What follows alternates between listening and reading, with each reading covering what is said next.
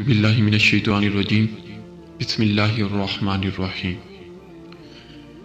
السلام علیکم ورحمۃ اللہ وبرکاتہ اللہم صلی علی سیدنا و مولانا محمد وعلی آل سیدنا و مولانا محمد وبارک وسلم وصلی علیہ۔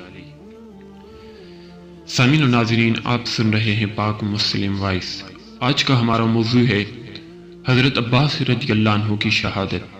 سامعین و ناظرین، امیر المؤمنین حضرت علی شیر خدا رضی اللہ عنہ کے فرزند حضرت عباس رضی اللہ عنہ حضرت امام حسین رضی اللہ عنہ سے میدان کربلا میں جانے کی اجازت طلب کر رہے ہیں اور امام پاک کی خدمت میں عرض کرتے ہیں کہ بھائی جان، اب ننھے بچوں کا پیاس سے تڑپنا اور ان کا رونا بھی لگنا مجھ سے نہیں دیکھا جاتا۔ اللہ کے لیے اب مجھے اجازت دیجیے کہ میں قربان ہو جاؤں یا ایک مشک پانی کا لے کر آؤں اور ان پیاسوں کی پیاس بجھاؤں۔ حضرت امام زارو کے تار رونے لگے اور فرمایا کہ بھائی عباس، میرے علم کو اٹھانے والے تم ہو، میرے خیمے کے نگہبانی کرنے والے تم ہو، اب تمہارے بعد میرا علم کون اٹھائے گا اور میرے خیمے کی حفاظت کون کرے گا؟ حضرت عباس رضی اللہ عنہ نے روتے ہوئے عرض کیا کہ اے ابن رسول اللہ صلی اللہ علیہ وآلہ وسلم، میری جان آپ پر قربان، خدا کی قسم اب زندگی میں کوئی مزہ باقی نہیں رہا اور میں دنیا سے بالکل تنگ آ چکا ہوں۔ بس اب میری آرزو اور تمنا یہی ہے کہ مالک کوثر رسول اللہ صلی اللہ علیہ وآلہ وسلم کے نواسوں کو دریائے فرات کا پانی پلا کر میں بھی جلدی سے اپنے بھائیوں اور بھتیجوں کے پاس پہنچ جاؤں۔ حضرت عباس کے اثرات سے مجبور ہو کر حضرت امام پاک نے اجازت دے دی۔ حضرت عباس ایک مشک کاندھے پر لٹکائے ہوئے گھوڑے پر سوار ہو کر میدان کارزار میں یزیدی فوج کے سامنے پہنچے اور اتمام حجت کے لیے فرمایا، اے یزید، ناپاک کے بے دین فوجیوں اور بے رحم انسانوں، تم نے آل رسول پر پانی بند کر کے جس درندگی اور ظلم کی انتہا کی ہے، میں تم سے کہتا ہوں کہ اب بھی وقت ہے اپنے ظلم و ستم سے توبہ کر لو اور امام پاک کے خون ناحق سے باز آ جاؤ اور رسول اللہ صلی اللہ علیہ وآلہ وسلم کے پیارے بچوں کو اس طرح پیاس سے نہ تڑپاؤ۔ بے رحم کوفیوں کے سینوں میں دل کی جگہ شاید پتھر کا ٹکڑا تھا کہ حضرت عباس کی باتوں کا ان پر کچھ بھی اثر نہیں ہوا، بلکہ بے رحم یزیدی ظالموں نے آپ پر تیروں کی بارش کر دی۔ حضرت عباس نے نعرہ تکبیر بلند کیا اور تلوار لے کر ان پر حملہ کر دیا۔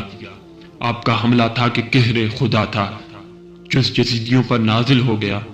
گھوڑے بدکنے اور کودنے لگے، تلواریں ہاتھوں سے گرنے لگی، لعینوں کے سر کٹ کر گرنے لگے۔ حضرت عباس ان کا قتل عام کرتے ہوئے نہر فرات پر پہنچ گئے۔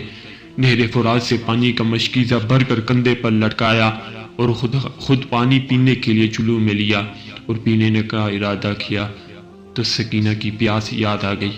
حضرت علی اصغر شیر خوار کی خشک زبان اور پیاس سے ان کا رونا اور بلکنا یاد آ گیا تو چلو کا پانی فرات میں پھینک دیا اور فرمایا کہ اے دریائے فرات، گواہ رہنا کہ تیرا پانی اور اس کا ایک قطرہ اس وقت تک مجھ پر حرام ہے جب تک میں رسول اللہ صلی اللہ علیہ وآلہ وسلم کی آل کو پانی نہ پلا دوں۔ پھر آپ نے گھوڑے کو پانی پینے کا اشارہ کیا تو گھوڑے نے بھی پانی پینے سے انکار کر دیا۔ حضرت عباس علمدار گھوڑے پر سوار ہوئے اور خیمے کی طرف روانہ ہوئے۔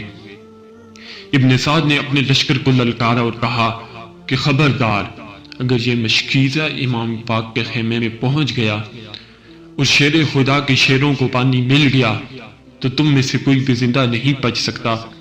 یہ سنتے ہی یزیدی فوج نے حضرت عباس علمدار کا چاروں طرف سے محاصرہ کر لیا اور تیر اور تلواروں کی بارش کرنے لگے، یہاں تک کہ نوفل ملعون نے دھوکے سے ایسی تلوار ماری کہ حضرت عباس کا داہنا بازو کٹ گیا۔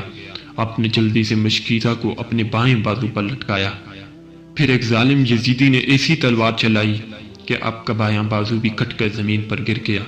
جب دونوں بازو کٹ گئے تو آپ نے مشکیزہ کو اپنے دانتوں سے پکڑ لیا اور گھوڑے کی رکاب سے دشمنوں کو ٹھوکر دیتے ہوئے خیمے کی طرف بڑھتے چلے جا رہے تھے کہ ایک یزیدی ظالم نے ایسا طاق کر مشکیزہ پر تیر چلایا کہ مشکیزہ میں سوراخ ہو گیا اور پانی گرنے لگا اور آپ خیمے کے قریب پہنچ گئے، مگر مشک میں ایک قطرہ بھی پانی نہیں تھا۔